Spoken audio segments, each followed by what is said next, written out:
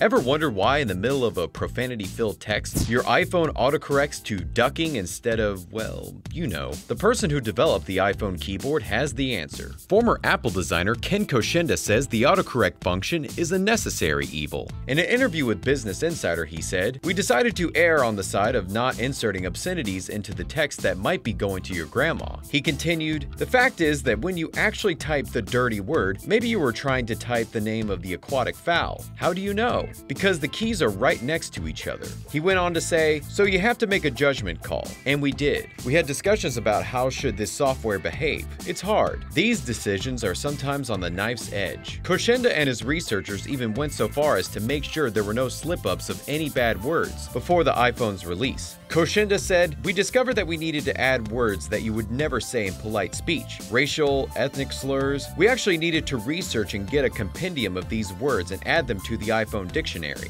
Whether you agree with Koshenda's decision for autocorrect or not, we can all agree this might be a case of foul play.